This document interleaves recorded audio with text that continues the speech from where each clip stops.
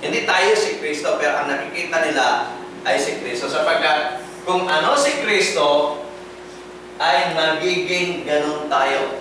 Ito yung pagbabago na gusto ng Diyos. Kaya nga, old man, aalisin mo at papalitan ng new man, babalik ka sa dati mong pagkatao, ito rin po yun. Kita natin, doon dalawang talata lang, pero dito makita natin, sunod-sunod na sinasabi ng Apostol Pablo kung paano nagbabago.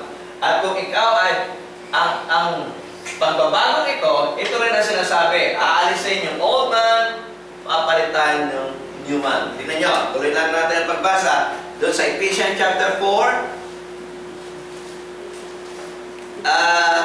Simulan naman natin ang pagbasa doon sa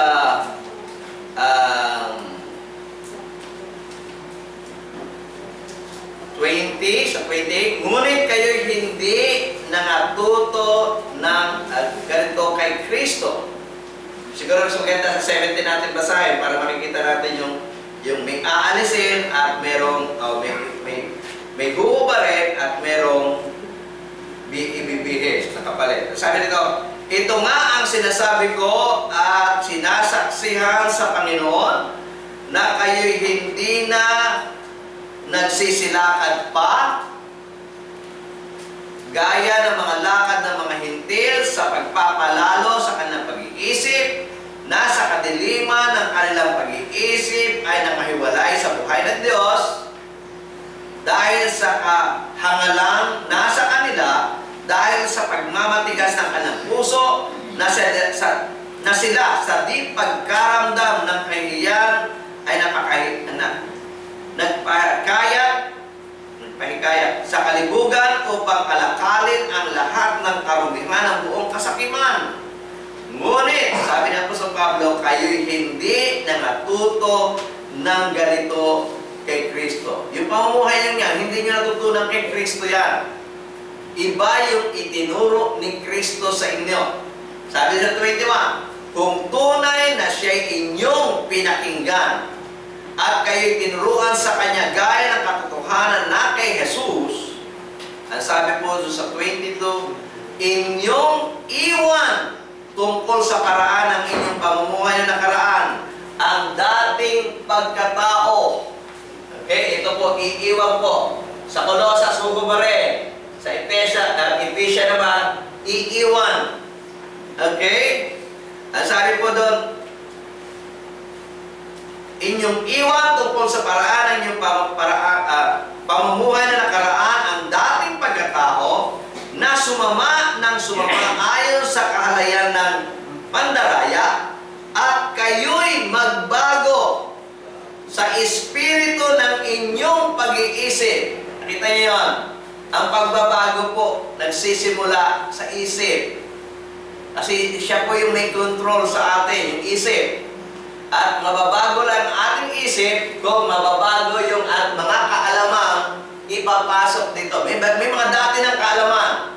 At yung mga dating kaalamang ipinasok sa atin, yun nga, nag-uudyok sa atin ng gumawa ng kasalanan para maalis yung mga kaalamang yon na nag-uudyok sa atin na gumawa ng kasalanan, at para mawala na tayo sa datihan natin pagkatao, pupunuin naman po ito ng mga kaalamang galing sa Diyos upang yung ating pong pag-iisip ay tuluyang magkaroon ng pagbabago.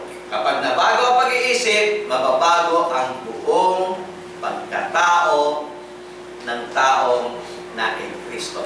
Okay? Tutuloy natin ang sabi po rito, kayo'y magbago sa espiritu ng inyong pag-iisip at kayo'y magbihis. Ito po, aalisin naman yung isa, may ibibihis na lang isa pa. Sabi po doon, at kayo'y magbihis ng bagong pagkatao na ayon sa Diyos ay nilalang sa katuwiran at sa kabanalan ng katotohanan. So, makikita natin, itong aral ni Apostol Pablo ito, hindi lang ito iniaral niya sa isang iglesia lokal. Lagi niyang iniaaral ang bagay nito na ang tunay na kay Kristo ay umaalis na sa dati niyang pagkatao at siya ay nabubuhay na sa bagong bagong pagkatao. Sa Korinto, isinulat niya rin ito. Sa Romans, isinulat niya rin ito. Sa Efeso, kababasa lang natin, isinulat niya rin ito.